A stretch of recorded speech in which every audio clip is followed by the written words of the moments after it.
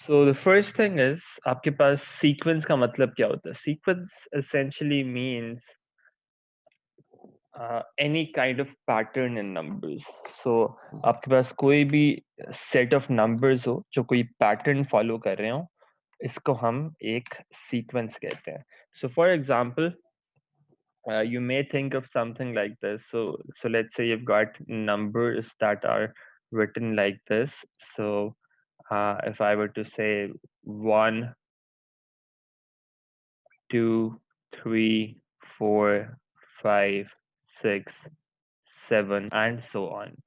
Now, this is a sequence in the sense कि आपका जो एक पैटर्न फॉलो हो रहा है कि जो भी जो नेक्स्ट नंबर है वो कैसे आते हैं, आप पिछले नंबर को पिछले नंबर में 1 ऐड करते हैं, आपको वो मिलता जाता है. ठीक है, that's one way to think about it. And another way to think about it is के आपकी जो फर्स्ट टर्म है वो 1 है, सेकंड टर्म 2 है, थर्ड टर्म 3 है. तो जो भी टर्म नंबर होता है आपका जो वैल्यू है उसके इक्वल होती है. So this is the first term. अब इसमें टर्म नंबर जो है, for example if you talking about let's say third term, तो इसको हम जनरली नोटेशन एक यूज करते हैं, इसको हम कहते हैं T3. इसका मतलब है कि आप थर्ड टर्म की बात कर रहे हैं, right? So in this case you could say that 1 is the term 1. ठीक है, इसकी first term. Then you have 2 as the second term, 3 as the third term, 4 as the fourth term, and so on. ठीक है, ये आपके इस तरह से रिप्रेजेंट हुआ है हर term, and so on, it keeps on going on. ये आपका एक पैटर्न है नंबर्स का. ठीक है, अब आपको एक जनरल टर्म में लिखना हो कि अच्छा अगर यहाँ पे T1, T2, T3 and so on, if it keeps on going on like this, and at some point if you have a term that is Tn. ठीक है, अब n कोई भी नंबर हो सकता है. सो एक जनरल नंबर n कोई कोई भी हो, तो अगर Tn की बात करें तो वो उसकी वैल्यू क्या होगी? आपको ये पैटर्न में नजर आ रहा है कि 1 है तो यहाँ पे 1 है, 2 है तो यहाँ पे 2 है, 4 है तो यहाँ पे 4 है, 7 है तो यहाँ पे 7 है. तो similarly when we talking about Tn, तो उसकी वैल्यू क्या होगी यहाँ पे? That is n. ठीक है, इस चीज को हम कहते हैं nth टर्म फॉर्मूला. इस ये जो पूरा सीक्वेंस है जो मैंने यहाँ पे लिखा है, इसको मैं जनरलाइज कर सकता हूँ इस तरह से कि इट्स Tn, और इसको हम nth टर्म भी कह सकते हैं. This is equal to n in this case. ठीक है, so this is one sequence. Similarly, you could think of a couple of other sequences. So for example, हम जो है अगर एक और सेट ऑफ नंबर्स लें, so you have 5, 7, 9, 11, 13, 15 and so on. This is also a sequence. ठीक है, अब इसमें ये जो है, this is the first term here. ठीक है, then you have the second term here, then you have the third term here, and so on. तो इसमें भी you can have a general term n. इस केस में इसका जो formula बनेगा, I'll come to it in a couple of minutes, in a few minutes, कि कैसे फाइंड करेंगे एग्जैक्टली. बट जब आप ये कैलकुलेट करेंगे, इसमें जो nth टर्म बनेगी ना इस केस के अंदर, that is going to be Tn is equal to 2n plus 3. तो ये इस चीज को हम कहेंगे कि ये जनरल जनरल nth टर्म का फॉर्मूला है. तो अगर आपने कोई भी टर्म फाइंड करनी हो, आप क्या कर सकते हैं? You can put the value of n here, value of the number of term here in place of n, और आपको उसकी वैल्यू मिल जाएगी. सो फॉर एग्जांपल अगर आपको फिफ्थ टर्म फाइंड करनी हो, ठीक है, so fifth term is going to be T5 is equal to 2 into n की जगह क्या करेंगे? आप 5 इनपुट कर देंगे और आपको क्या रिजल्ट मिलेगा? 13. सो फिफ्थ टर्म जो है, आपकी जो फिफ्थ टर्म ये आ रही है, ये आपको फॉर्मूला ने बता दिया कि वो 13 है, and that's what you see in the sequence as well. ठीक है। सो ये आपको जनरल फॉर्मूला जो है ना ये करता है कि आप n की कोई भी वैल्यू इनपुट करें, यू कैन गेट कि उसकी उसमें सीक्वेंस में उसकी एग्जैक्ट क्या वैल्यू होगी। All right.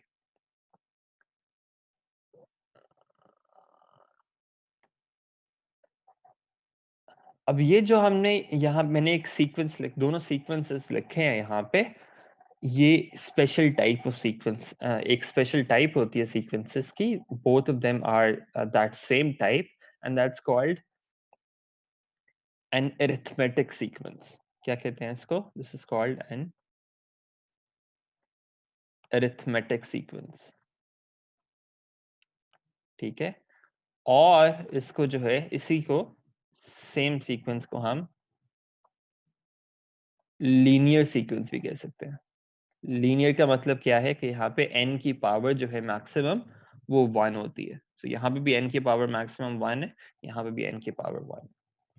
सो सबसे पहले जो हमें चीज करनी है अभी, दैट इज कि आप लीनियर सीक्वेंसेस को कैसे, लीनियर सीक्वेंसेस की nth टर्म कैसे फाइंड कर सकते हैं। ठीक है। तो सबसे पहले लीनियर सीक्वेंसेस को आइडेंटिफाई कैसे करना है। If you have got any kind of sequence, so let's say I write down a sequence that looks like this. So let's say I've got 13, 16, 19, 22, 25 and so on.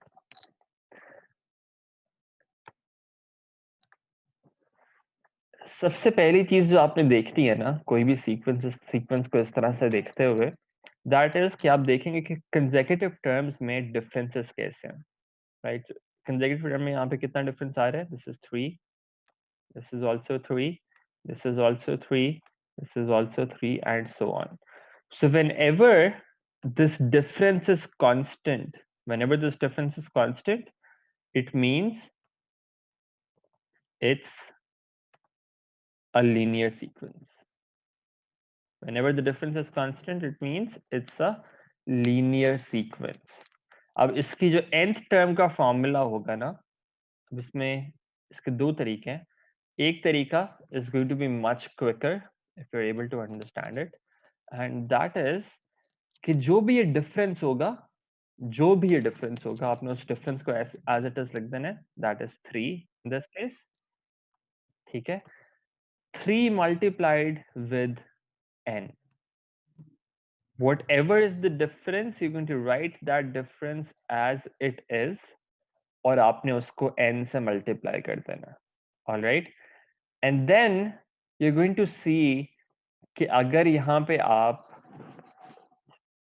n की value 1 input करें तो आपको result क्या मिलता है? n की value 1 input करें आपको 3 रिजल्ट मिलता है, राइट। सर वालेकुम सलाम। तो n की वैल्यू आप यहाँ पे 1 इनपुट करें, you get 3 as the result. लेकिन आपको फर्स्ट टर्म में चाहिए क्या? फर्स्ट टर्म में यू एक्चुअली नीड 13 इंस्टेड। तो 3 की बजाय 13 पे पहुंचने के लिए what would you have to do? आपको यहाँ पे 10 जो है ऐड करना पड़ेगा। तो आपने देखा कि फर्स्ट टर्म तक पहुंचने के लिए आपको क्या चीज सब्ट्रैक्ट या ऐड करनी पड़ेगी, तो वो आप देख लेंगे कि आपके पास यहाँ पे 3 है already, right. How can you reach 13? you'll have to add 10 to the sequence, and this is going to be your general formula for the nth term in case of a linear sequence। ठीक है। this is one way to do it कि आप difference को n से multiply करेंगे and then you'll see कि आपको क्या उसके अंदर add या subtract करना पड़ेगा to get that first term। ठीक है। now let me write down another sequence like that। so let's say यहाँ पे मैं लिखता हूँ so let's say I've एक got this। मेरी रिक्वेस्ट है आपसे Sorry? सर, एक प्लीज क्लास की टाइमिंग चेंज हो सकती है। आपकी क्लास इतनी सुबह सुबह होती है। बेटा अब स्कूल 8 बजे शुरू होता था, क्लास तो 9 बजे है, इतनी सुबह तो नहीं है। सर अब स्कूल तो नहीं ना है ना। बेटा स्कूल ही है, ऑनलाइन स्कूल है। तो सर ये इस ऑनलाइन स्कूल की टाइमिंग तो हम चेंज कर सकते हैं ना, और तो हम चेंज नहीं कर सकते।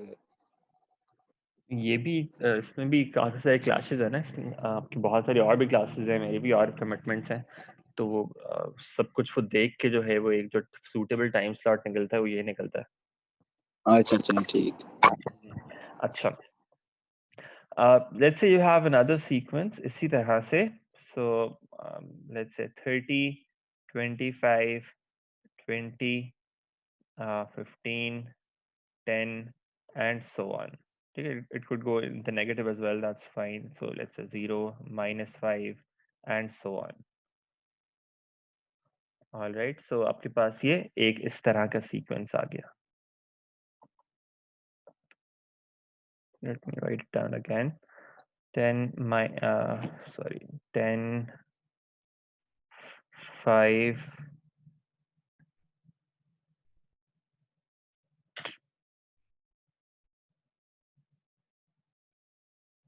अच्छा 10, 5, 0, -5, -10 एंड सो ऑन. ठीक है. सो सबसे पहला स्टेप क्या आएगा, आपने देखना है कंसेक्यूटिव टर्म्स के डिफरेंसेस क्या आ रहे हैं. So what differences are you getting here.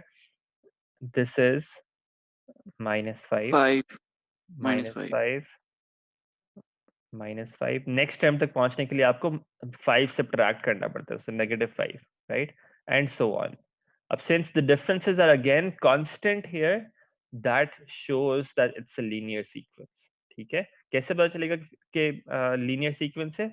ये फर्स्ट डिफरेंस जो आप फर्स्ट टाइम जो डिफरेंस कैलकुलेट करेंगे, अगर ये कांस्टेंट आ जाए, it's going to be a linear sequence. यहाँ पे कांस्टेंट है तो it's a linear sequence. nth term कैसे फाइंड कर सकते हैं. whatever is the difference, you write it down as it is, -5, उसको n से मल्टीप्लाई कर देंगे. ठीक है. जब ये कर दिया, अब आप देखेंगे इसमें आपको क्या ऐड या सब्ट्रैक्ट करना पड़ेगा to get to the first term. First term क्या है 30, -5 में आपको क्या ऐड या सब्ट्रैक्ट करना पड़ेगा टू गेट टू 30. एनीवन. -5 से अब 30 तक कैसे जा सकते हैं. 35 आपको 35 जो है इसके अंदर ऐड करना पड़ेगा. ठीक है. So this is going to be your nth term formula in this case. Alright. अब इसी चीज का, इसी लीनियर सीक्वेंसेस का ना, एक तो ये मेथड है. अगर आपको ये इसमें सोचने में थोड़ा सा मसला हो रहा है कि अच्छा ये ये जो ऐड या सब्ट्रैक्ट कर रहे हैं हम, ये किस तरह से आता है. there's a standard formula for this as well, जिसमें आप सिर्फ वैल्यूज प्लग इन कर सकते हैं. लेकिन that's going to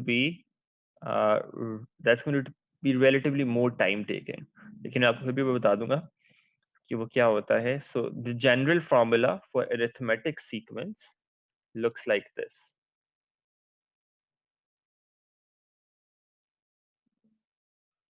So general formula arithmetic sequences का क्या होता है.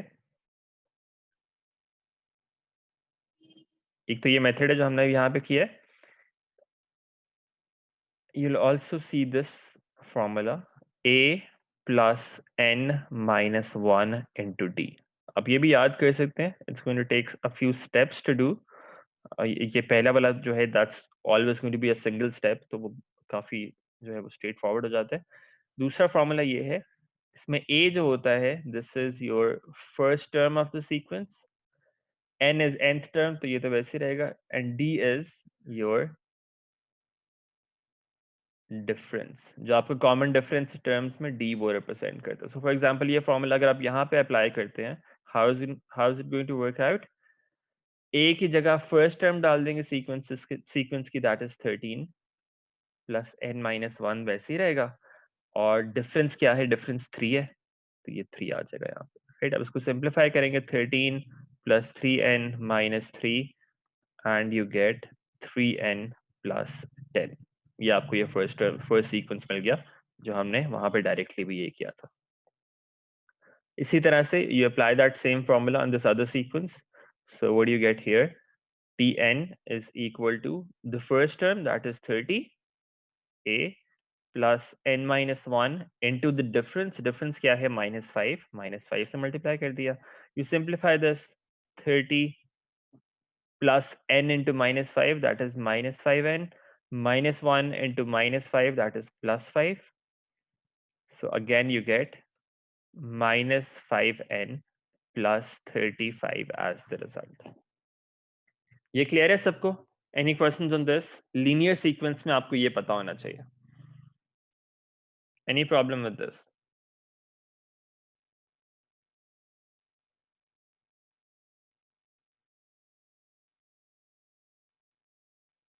ये क्लियर है? जी sir. Okay good.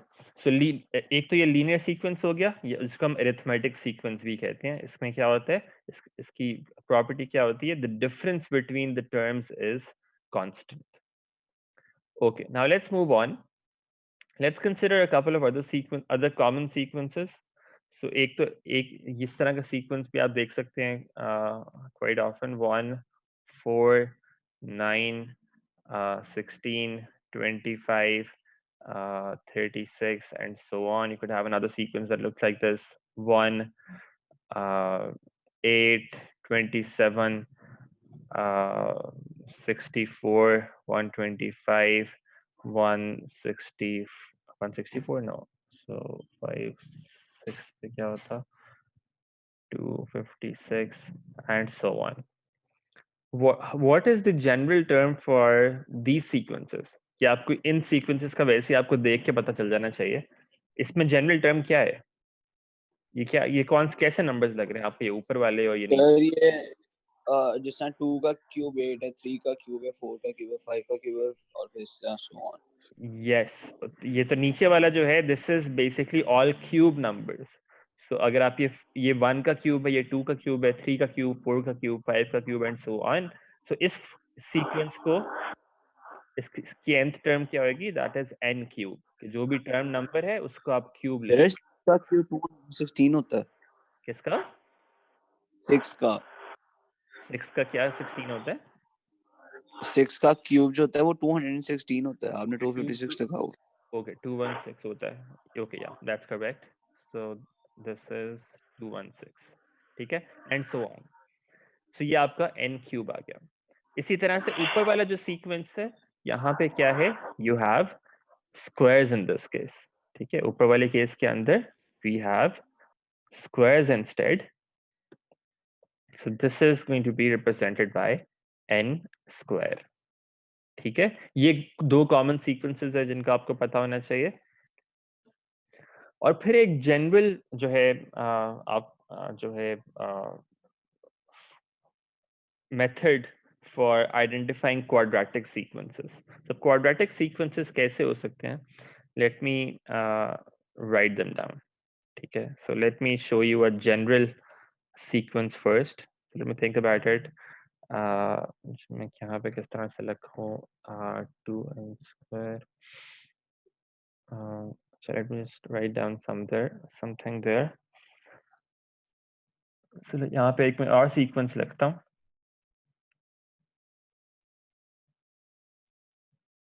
So it starts with 4. Then we have 8 plus 3, 11. And then we have 3 इसमें input करते हैं, तो 9, 18, 18 and 22.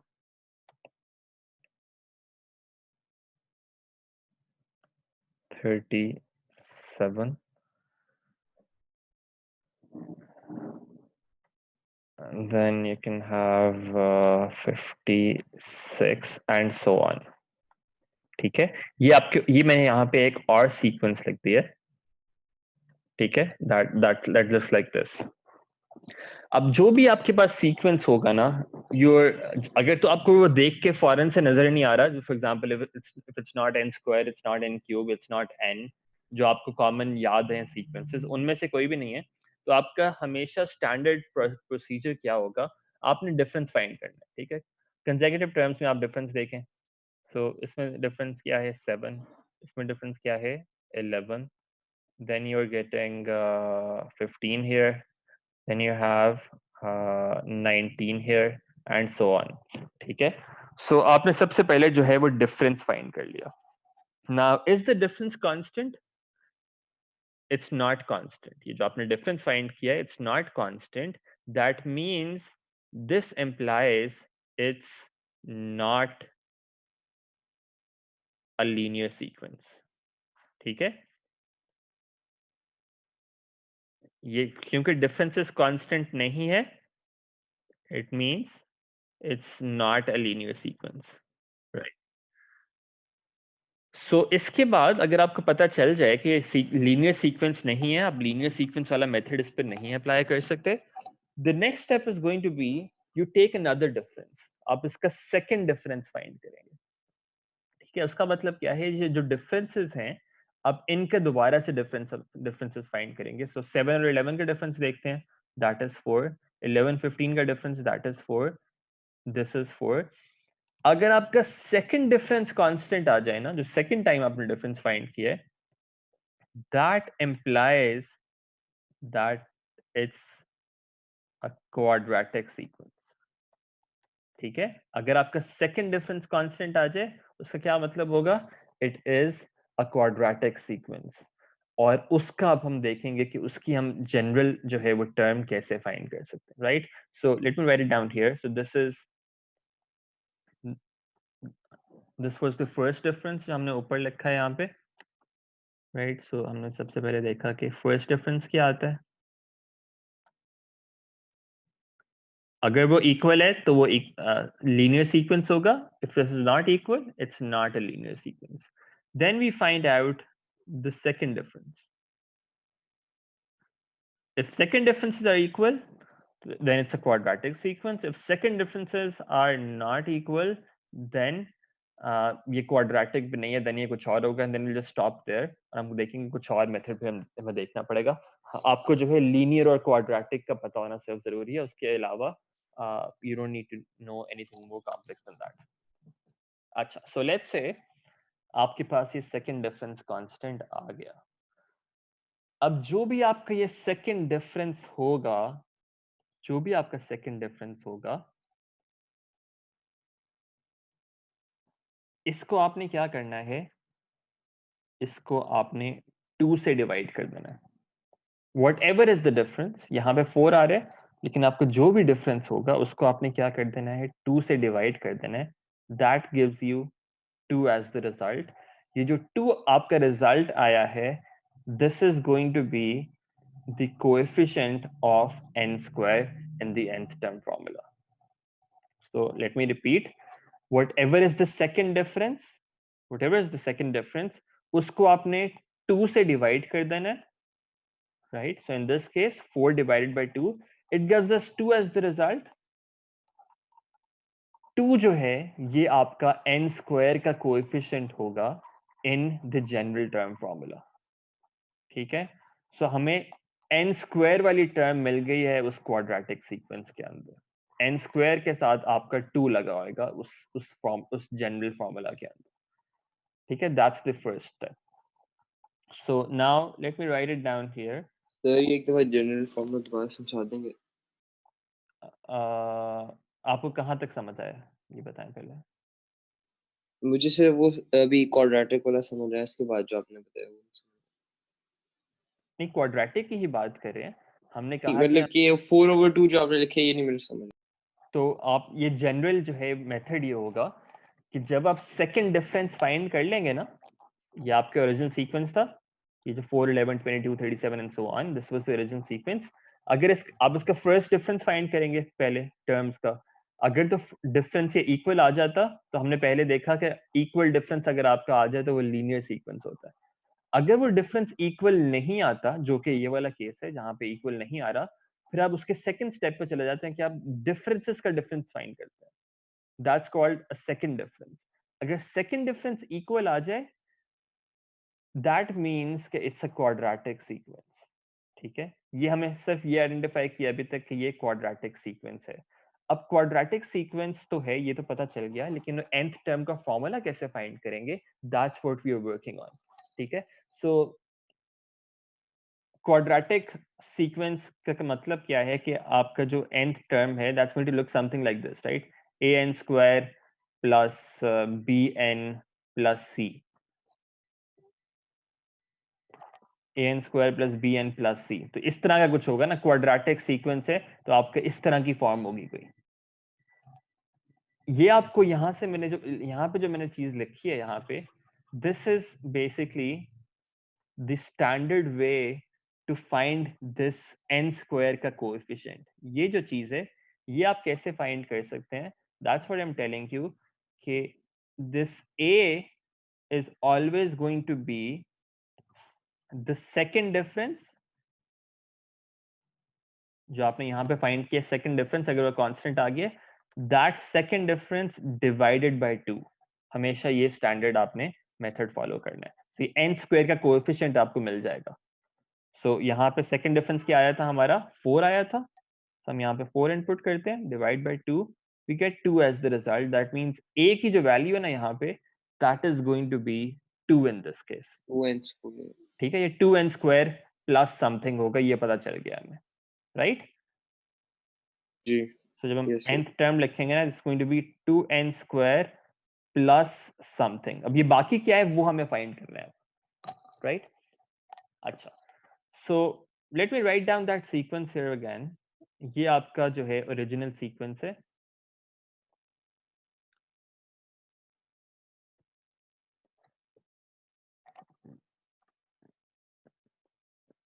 जिसकी हम बात कर रहे हैं, 4, 11, 22, 37, 56 एंड सो ऑन. ठीक है, आपको क्या मिल गया कि 2n स्क्वायर तो उसके अंदर आएगा, बाकी क्या रह गया वो फाइंड करना है. तो इसका तरीका क्या होगा, जो चीज आपको मिल गई है ना वो आपने अलग से लिख लेना है यहाँ पे. तो 2n स्क्वायर आपको मिल गया, राइट? 2n स्क्वायर आपको ऑलरेडी मिल चुका है. आप 2n स्क्वायर जो सीक्वेंस है इसकी टर्म्स सारी लिख लेंगे यहाँ पे. 2n स्क्वायर सीक्वेंस की सारी टर्म्स क्या करेंगे, यहाँ पे लिख लेंगे. तो वो क्या होंगी, n की वैल्यू 1 यहाँ पे इनपुट करें, you gate 2 as the result. So this is the first term. आपने देखना है फर्स्ट टर्म के नीचे फर्स्ट टर्म, सेकंड के नीचे सेकंड, इस तरह थर्ड के नीचे थर्ड, उसको अलाइन करके ना इस तरह आप लिख लेना है. n की वैल्यू 2 इनपुट करें यहाँ पे, व्हाट डू यू गेट, 2 का square into 2, you get 8 as the result. n की वैल्यू 3 इनपुट करें, 3 square is 9, 9 into 2 is 18. n की वैल्यू 4 पुट करें, 4 square 16 into 2 that is 32. n की वैल्यू यहाँ पे जो है 5 पुट करें, 5 square 25 into 2 that is 50 and so on. तो आपने ओरिजिनल सीक्वेंस लिख लिया ऊपर, उसके बाद आपने क्या किया, जो आपने क्वाड्रेटिक वाली टर्म फाइंड कर ली है उस टर्म को आपने ऐसे लिख देना है. ठीक है, and then you going to subtract from the original sequence